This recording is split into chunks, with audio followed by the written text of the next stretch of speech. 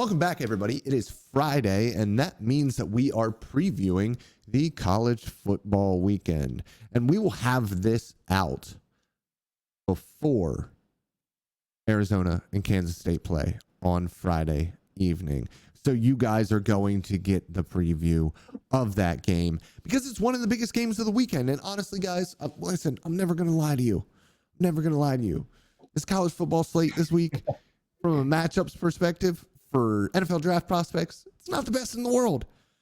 But we are going to talk about it anyways because it is our job. It is what we love to do. But first, as always, fake Cory Kinnan, how are you doing? Yeah, I'm doing really well.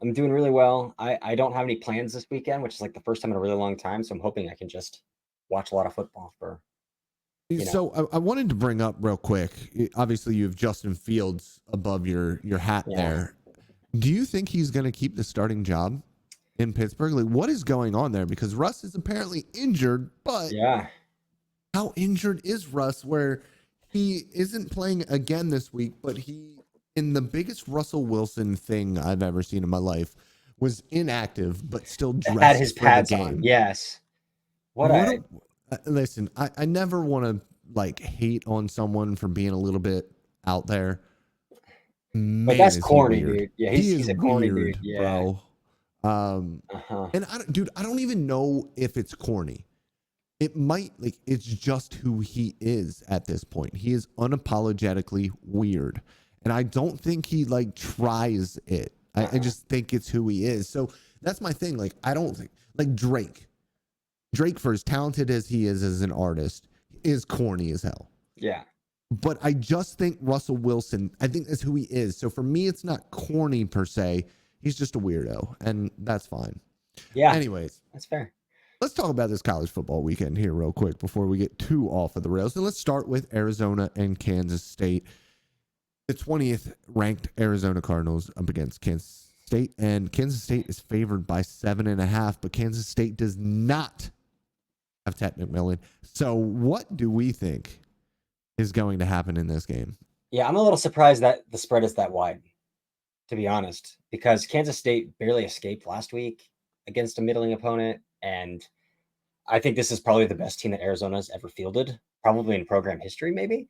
I'm not going to say I'm well-versed in Arizona's program history, but sure, this is a pretty loaded Arizona team. So I'm pretty shocked that the spread is that wide this early in the season, when a lot of people picked Arizona to win the Big 12. That's a big spread. But looking at this matchup, it's rough because when you look at Arizona, they have a potential first round corner. Kansas State doesn't have a potential. Do they have a draftable wide receiver? That's the question we have to ask. Arizona has a definite first round wide receiver. Do they have a draftable corner? Does Kansas State have a draftable corner? So Arizona has a potential first round left tackle / guy who projects inside. Does Kansas State have a defensive lineman that is that's going to be a great matchup? No. So it's on paper. It's hard to find something that's oh yeah, this is what I'm watching for. Maybe the Kansas State running backs, DJ Giddens, he's drafted level. Dylan Edwards isn't. But maybe am I watching DJ Giddens? Sure, but then I look at Arizona's defensive line. And what are we looking at with Arizona's defense? They have Justin Flo, who's the Oregon transfer, who feels like he's been playing college football for a really long time. Who's just a really good athlete, but at linebacker for them. But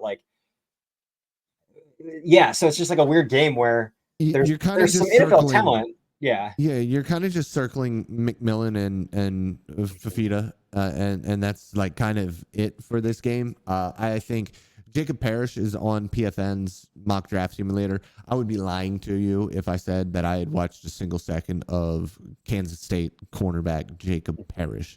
So we're going to see how talented he really is against arguably the best wide receiver in college football and for the upcoming NFL draft as well. Just quick thoughts on Fafita so far. 5 touchdowns, 2 interceptions. He's 5'9", so it's just... it's too much of an outlier. Yeah. And I'm going to just step up here. We're seeing it still with the miniature quarterback at Carolina, who I have my own Discord. We talk about football all of the time. And they're Dalton, is it him? Is it Carolina? And honestly, It's probably a both. lot of it is him, man.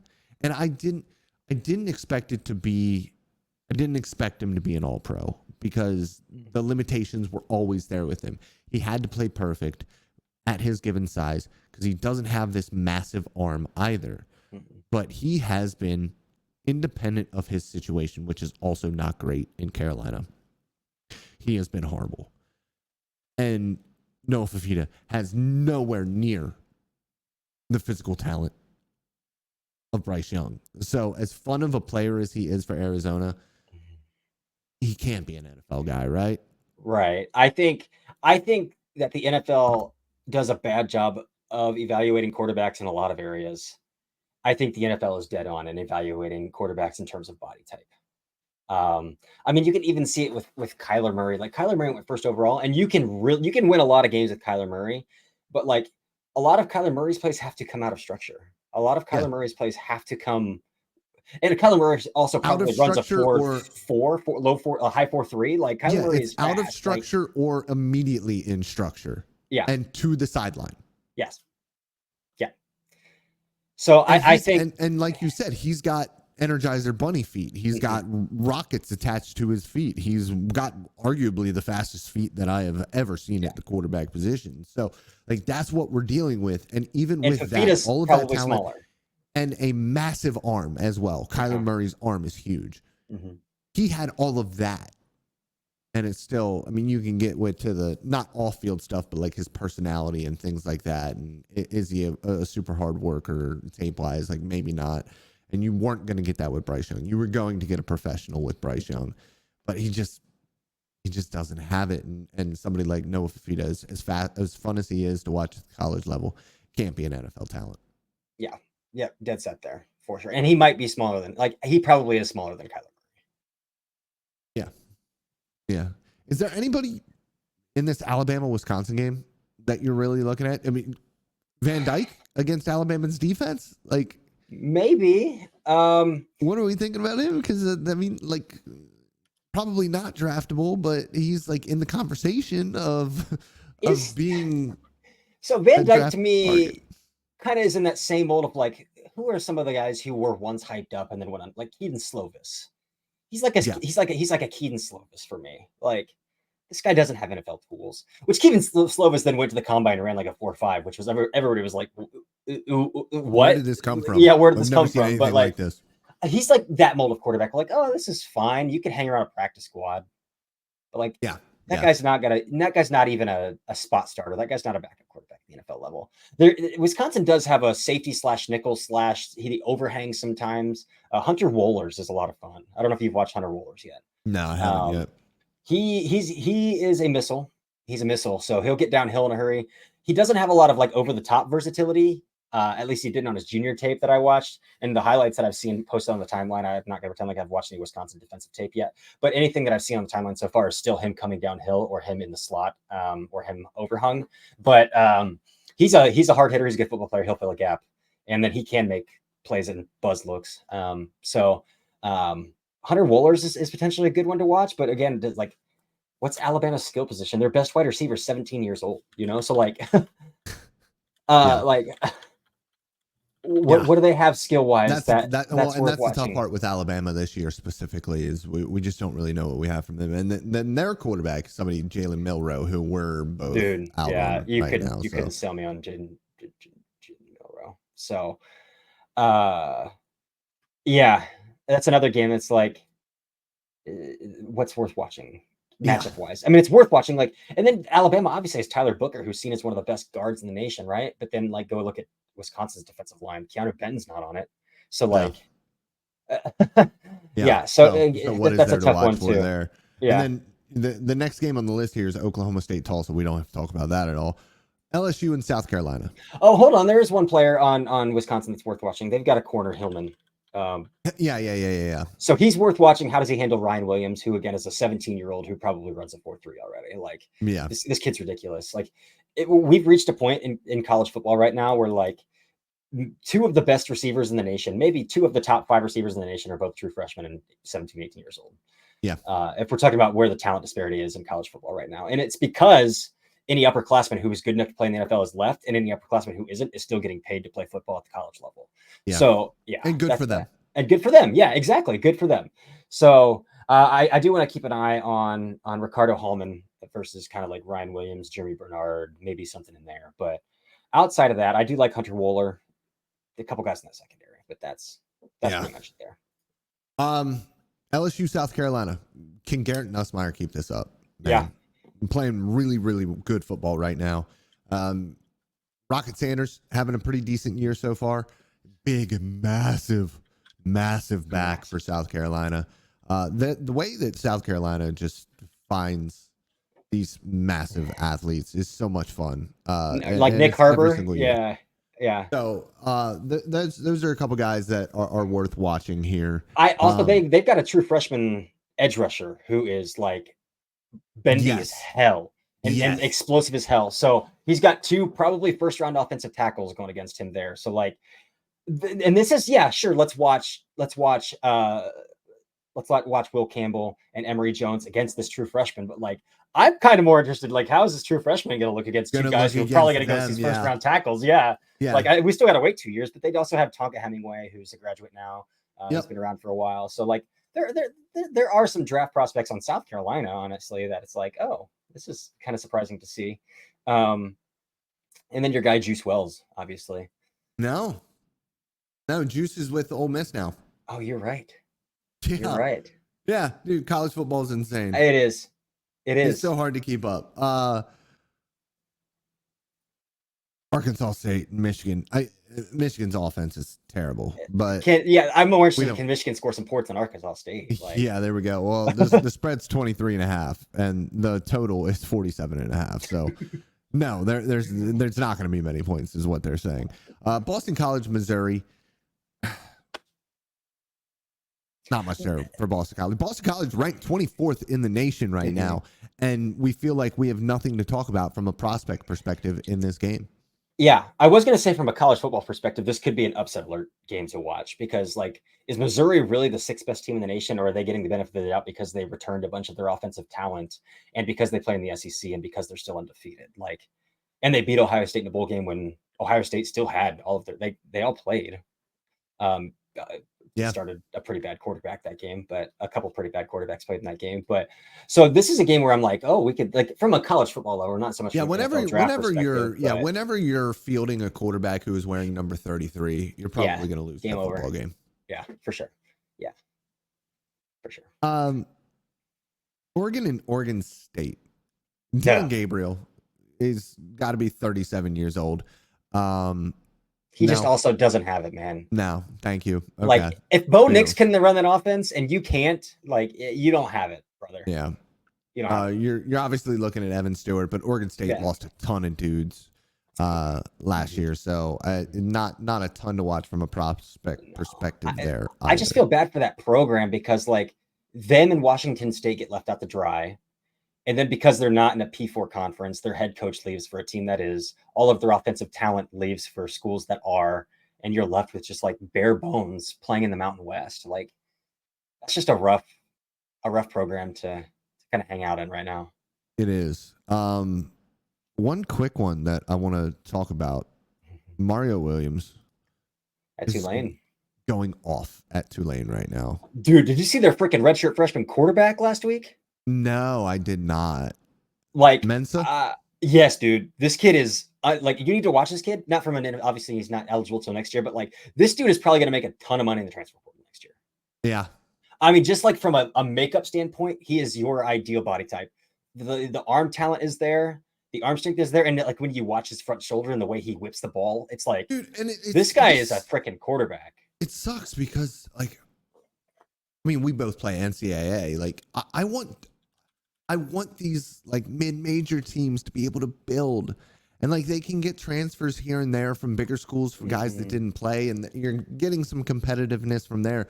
But I would love to be able to see a Tulane, a Coastal Carolina, those types of teams build into like that about top 10-ish area. And with it being the P4 now, it's going to be really, really tough, and that's unfortunate.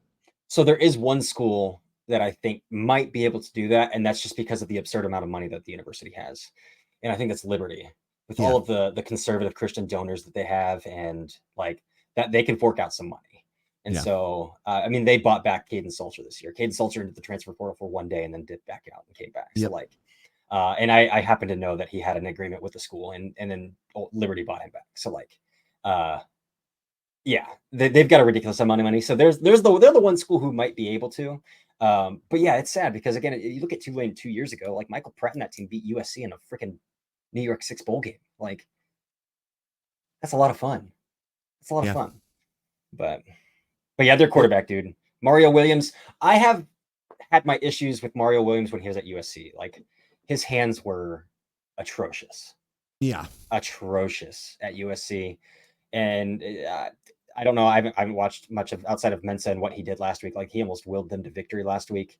And then his size, obviously, he's listed at 5'9" and 186 pounds. So like, Mario Williams came in, and I think he was a 5-star at USC. Like, he came from Oklahoma with Lincoln Riley and Caleb Williams as like a highly touted dude, and he just hasn't. I don't think he's lived up to it. Not to say he can't turn it around, but yeah, that's a good matchup going against his old school. Yeah. So the next game I would like to talk about a little bit here, and you would specifically like to talk about this game, is Notre Dame and Purdue. Yes. I wanted to just quickly bring up, I'm kind of surprised Jeremiah Love, the sophomore for Notre Dame, is getting a lot of the play for Notre Dame in that backfield. But man, the couple of touches that I saw from Jadarian Price, the junior, 5'10", 203 is what he's listed at. But he absolutely bullied a couple of guys in that first week, in that week 1 game. And I'm really surprised to see that he's gotten 12 carries through 2 games. I feel like he deserves a little bit more touch. And I just wanted to bring that up before we kind of poo-poo all over Riley Leonard. Hey, I think that's fair. In the nicest way possible. Riley Leonard is... Brother. I mean, we see... And again, it's easy to do because they wore the same helmet for a while, but like, at his best, he's Daniel Jones. Like, at his best, yeah. And an athletic guy who can move, like legitimately can move and can make plays, but it's just not there. It's not. And a lot of us were like, oh, that's because, he's with Mike Elko and all they do is spam shallow crosses and mesh, and he's not given the opportunity to really throw the football down the field. Well, guess what? His offensive coordinator is Mike Denbrock now, who all he wants to do is throw the football down the field. And what do we got here, man? Through 2 games is nothing. No. Nothing. Yeah, so like, which is sad because like, I think he was probably the highest graded transfer quarterback, upperclassman transfer quarterback, probably coming out. I would imagine. Like, I mean, and there's a reason why Notre Dame wanted him, right? Because of that, yeah.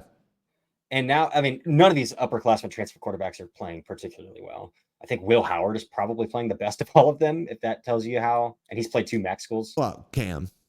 Well, sure, Cam Ward, yeah, for sure. But none of these guys are like DJU has been awful. Yeah, I'm really sad about that. Dylan because Gabriel, I kind of liked his tape a little bit at Oregon State, but he's been atrocious. I mean, we should probably just get benched at this point. Yeah, I would agree. Dylan Gabriel, like, he's got tons of playmakers around him who are going to make plays with football in their hands, but like, he's also just not a legitimate NFL prospect in my mind either. So like, yeah, so Cam Ward and Will Howard, but again, Will Howard's played 2 MAC schools at Ohio State. So like, yeah, it's tough to really know. Do you have anything else from that game that you would like to talk about? Yeah, if my love for Marcus Bowe, the offensive tackle for Purdue, has not shown through yet on this podcast, allow it to now. I think this guy's tremendous. I think he's a top 64 player. I projected more of as a guard, but he is 6'5", 30 or 305, so like he could play tackle. I don't question his athleticism at all. I do question his length a little bit. But this dude's a really smooth mover. Again, he broke his leg week 6 last year. But that same game against Iowa week 6 was like some of the most fun tape of all of summer scouting that I saw. Of all of summer scouting, that week 6 game from Purdue and Iowa was like, this is tremendous. He's absolutely, bare minimum, a top 100 prospect. But again, Purdue beat Indiana State in week 1. And yes, he looked really good and dominated his first game back from a broken leg, but he was Indiana State, right? But now he's going against Notre Dame, who has an absolutely loaded defensive line. RJ Oben is a grad transfer who's draft eligible. Howard Cross Jr. is seen as a really good defensive tackle. Riley Mills, again, is absolutely he looks like Hercules. Howard Cross is a legit player. Yeah, he's a legit player. Yeah, Riley Mills looks like Hercules. He's pretty stiff, but he looks like Hercules, and he can run through your face. So there's legitimate defensive line prospects on this Notre Dame defensive line to watch in matchups. And again, maybe Oben might be the only one who kicks out wide. You might see, I don't think you're going to see Cross out wide again over a right tackle, but you might see Mills out there. So you might see some good reps against some good defensive line. Yeah, and the only time you might see Cross is if they're running a game up front. Right. Yeah. Right. But even how does he handle that pass off, and how does he anchor in when he's taking a defensive tackle through the chest, Yep. So and especially on a recently broken leg, that's all really worth watching, because again, I think this guy is a second round pick. I really do. Yeah. So, but then again, that's through the first 6 weeks of 2023. How's he going to come back from a broken leg against a legitimate team? Notre Dame. If Notre Dame really is legitimate, they just lost to Illinois State or Northern Illinois, so we'll figure out that. But I don't know if there's much else to talk about here going down the list. My doppelganger Cam Rising is back and is healthy and is throwing touchdowns for Utah. You love to see it. Georgia and Kentucky, I think, is the last game we really need to talk about here. Carson Beck, can he just continue to do his thing? Can they beat Kentucky, who Kentucky already 0-1 in the SEC? Kentucky has a little bit of talent, and we are going to talk about it because there are 2 wide receivers on that football team who are a lot of fun overall. That is Dane Key, and that is your guy who you picked in the last episode. Is it Jamari? No, it's Barryon Brown. Wait, no, they have 3 guys? Eh. They have 3 guys because they also have Jamari Macklin as well. Yeah. So the issue is, I don't know if you watched their game last week, is Brock Vandegrift, a former 5-star quarterback who transferred from Georgia because he could never get on the field at Georgia, was anemic, absolutely anemic in that game. So they have all this wide receiver talent. Yeah. But they're also playing a really, really, really, really good defense. So we might not get to see that wide receiver on talent maybe all season, which is really unfortunate because I do think Dane Key and Barryon Brown are ballers. Outside of that, they've got. When you just look at Georgia's secondary it's every single year. Yeah. Malachi Starks is there. I'm sure that they have a couple of corners. I know I can't think of their names off the top of my head here, but I know for a fact that they exist because they always exist. Dalen Everett is one I was thinking of earlier, and I couldn't remember his name just now. And they got a redshirt sophomore, Julian Humphrey, as well on the other side. Yeah, and redshirt sophomore, so it's tough to really know too much. But they just develop talent at the second level or at the third level, and it's something that I really enjoy watching that defense because it is a little bit. It's a lot like the Alabama defense that we have seen for years, and Nick Saban coaching secondary, and it's a lot of that same thing. Now, what I will say, the difference between Georgia and Alabama in their corners usually has been a little bit more of bigger, stiffer guys to run that cover 3 in Georgia than Alabama, where you've seen a lot more fluidity, and then maybe it's just getting better athletes because it was Trayvon Diggs and Pat Surtain and. Right. A couple of guys a couple of other guys who played at the NFL level. But I think when I look at this, you want to see those wide receivers, even though they're probably not going to get the ball on time or on target, you would like to see them win a couple of reps against some of these super duper 4- and 5-star guys. Yeah. Speaking of those Georgia corners, they also typically have had atrocious ball skills coming out of the college level. Yeah. Tyson Campbell could not find a football at Georgia. Keely Ringo, maybe the worst ball skills I've ever seen in a cornerback. Maybe Ringo actually surviving in Philadelphia was absolutely shocking to me. Yeah. I could not believe he was on the field. First of all, I could not believe that he was surviving on the field. So kudos to him for kind of figuring it out. And Tyson Campbell too. Tyson Campbell, a guy who I actually quite liked, but finding the football was very, very tough for him. And he was a little bit more of a linear athlete as well. But Outside of that, is there anything that you're really looking forward to else in this game? Yeah, I mean, I like a lot of Georgia's second level defenders as well. And again, if they can't throw the football, they're going to run the football. And I think not. I mean, Kentucky's going to be outmatched up front too, so those guys should have a field day. Like Smail Mondin Yeah, is unbelievably athletic. Like this dude yeah, is 6'3", 215, 220, something like that. Like he's built like Jamin Davis, and he's probably as athletic as Jamin Davis with a little more wherewithal at the linebacker position than Jamin Davis. And I just don't think we're going to see a linebacker like Jamin Davis taken in the first round again, because I mean, Quay Walker kind of fits that mold too, and he's not like I think NFL teams are realizing now that NFL teams are starting to run the football again. That like if these guys can't fit the runner, they have no idea where their eyes are going. They can't play. Like yeah. they can't play. And so Well, I think that's the Mondin thing. has Like some work to do there. yeah, like I always talk about this when I talk about safety and I talk about linebackers specifically. We've seen Josie Jewell survive at the NFL level, running like a 4.8 at linebacker, and it's because his eyes are quicker than Devin White, who ran a 4.3. Yeah. If it takes you a half a second plus to process what information is happening in front of you, and a half a second is not a very long freaking time. And so if you can't process what's going on in front of you, Josie Jewell is going to get to the football before you. Yeah. It doesn't matter how athletic you are. So, yes, the athletic guys who struggle to process, you just can't take them on your football team. But that's also the problem with evaluating the linebacker position at college, is that a lot of the assignments are completely different from what you were going to get at the NFL level. It's like almost all sideline to sideline. It's almost all chase and tackle. It's like Mm-hmm. almost all chase and tackle. It's It's tough. tough. Yeah.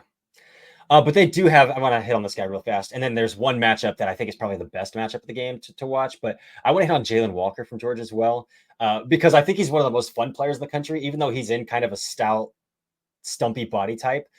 He's like a sawed-off shotgun. He's like a sawed-off edge rusher who is probably going to play Sam linebacker at the next level, because he's kind of in that build where you can put him on the field 15, 20 snaps a game where he can set an edge, he can rush off the edge, and he can also backpedal a little bit. But Jalen Walker's a ton of fun. I mean, he's probably 6'1" and 225, like 230. So he's very stubby, but he's a ton of fun. He's explosive off the edge too.